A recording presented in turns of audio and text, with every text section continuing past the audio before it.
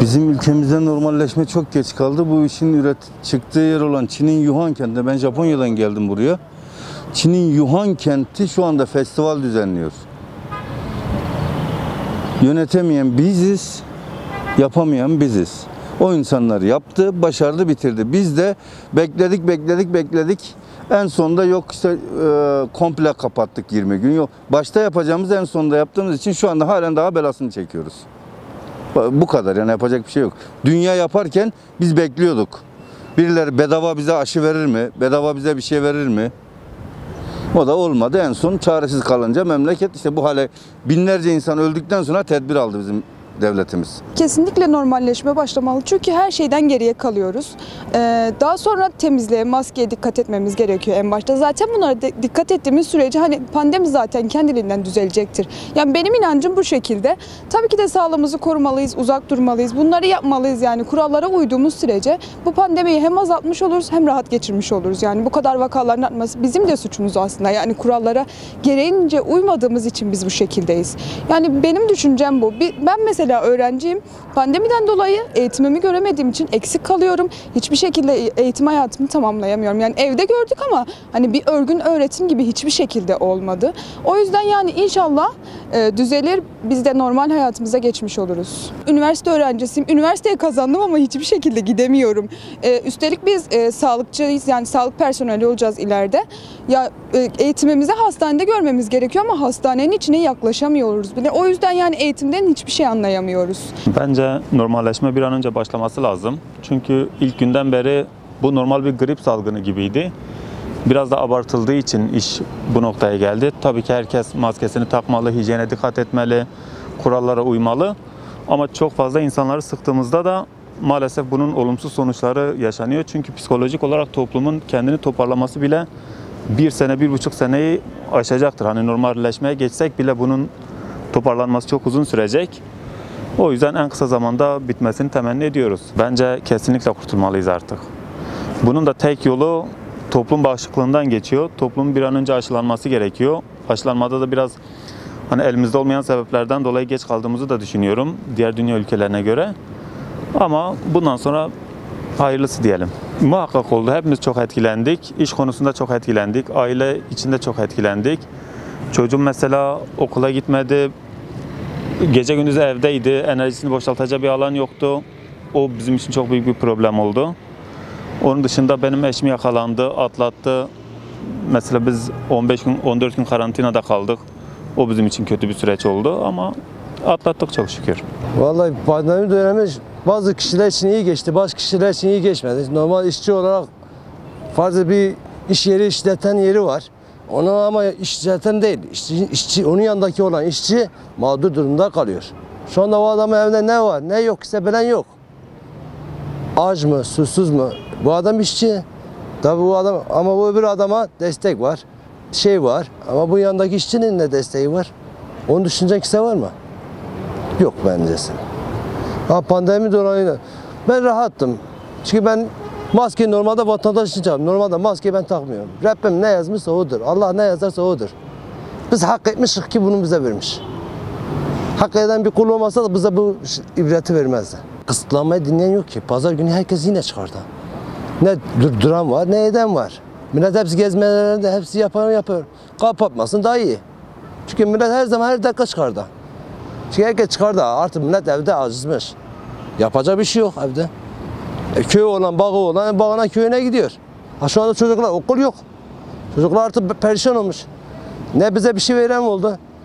Ben bir telefon budur ya, bir telefon. Ben hangi çocuğa bir telefon vereceğim? 3 tane çocuk şu anda okuyor. Ben hangisine vereyim? Evde bir hanımın bir telefonu var, bir benimki var. Bir tanesi kızım girdi, 2 tanesi aynı sıralama da aynı. Hangisi gidebilir? 3 sefer, 4 sefer başvurdum. Bir tane bana gelmedi ya. Bir tablet istedik. Başvuru da yaptım, bana bir tablet bile vermedi. Dediğiniz gibi 1,5 senedir evdeyiz. Üniversite öğrencisiyim. Okula gidemedik. Derslerimiz hep online oldu. Bu süreçte derslerimizden gereken eğitimi alamadık. Eksik derslerimiz oldu. Gereken bilgiyi edinemedik. Normalleşme şu an AVM'lerde falan bir normalleşmeler başladı. Ama ben gerekli olduğunu düşünmüyorum. Bu normalleşmenin bence eğitim alanında normalleşmesi lazım. Çünkü ülkemizin geleceği bu yöne bağlı. Eğitim aksamamalı. Uzaktan eğitim yaptılar ama gereken bir eğitim sağlanamadı yani. Telafi eğitim süreci açıklanacak herhalde. Ondan da gereken olmayacak muhtemelen. Pandemi sürecini ben genel olarak olumsuz değerlendiriyorum. Onun dışında okuldan dediğiniz gibi geride kaldık.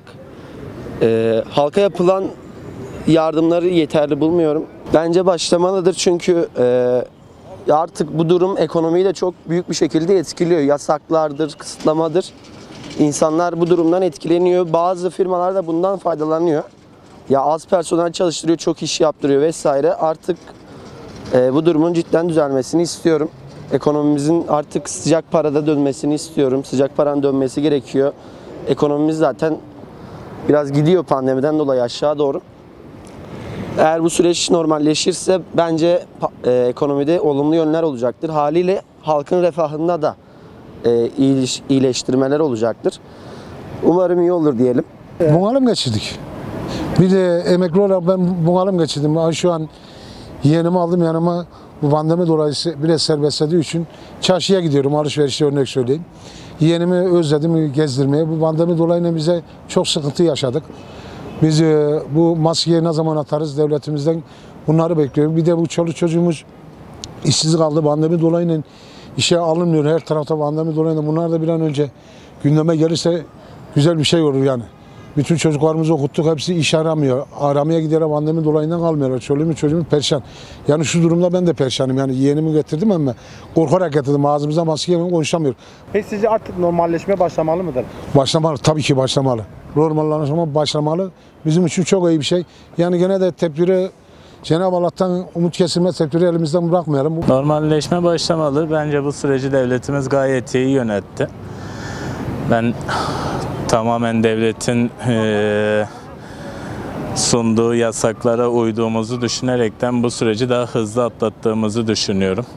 Çünkü pandemi sürecinde tüm Avrupa gayet perişan durumdaydı. Bizim ülkemiz gayet iyi durumdaydı. Devletimiz iyi yönetti yani bu süreci. Artık yavaş yavaş aşılanmalar da hızlandı. Devletin emirleri doğrultusunda aşılar da hızlandığı için normalleşme de devam ediyor. Umuyorum ki ilerleyen vakitlerde daha eskiyi özlediğimiz günlere döneceğiz inşallah. Maskelerden sıkıldık canım. İnşallah ondan da en kısa zamanda kurtulacağımıza inanıyorum. Bu aşılamalar hızlı süreçte devam ettiği takdirde en hızlı şekilde maskelerden de kurtulacağımıza inanıyorum yani. Tamam işte normalleşmalıyız yani. Eskisi gibi dönmesi lazım yani. Hep dünyada bütün zararı oldu ama en fazla da işçi tarafına yani. Çoğu işçiler yani çok zarar oldu yani. Sıkılmayan kimse kaldı bundan da yani. Hepsimiz de sıkıldık yani. Neden sıkıldınız? Ya şimdi misal maskeye sadece hasta olanlar takmalı. Tüm normal insanlarda bir şey olmayan neden taksın ki? Şimdi ben ya da sen neden maskeli gezmeliyiz ki? Kimse kimseyi tanımaz oldu. Bu maskeyle ilgili birçok şey oldu. Bayağı rahatsızlandık. Ne bir misafirliğe gidebiliyoruz, ne bir misafir gelebiliyor. Hani çok mağdur kaldık. Biz bu maskeden kurtulmak istiyoruz. Hani gerçekten de bu maske olayı gerçekten çok rahatsız olduk. Bu maskeden biz kurtulmasını istiyoruz. Vaka sayılarımız da eksildi zaten. Biz bu maskeyi kaldırmasını istiyoruz. Peki sizce pazar günü uygulanan sokağa çıkma kısıtlaması kaldırılmalı mı? Evet, biz kaldırmasını istiyoruz. Cumartesi, pazar sokağa çıkma yasağını normal bir düzene binmesi istiyoruz.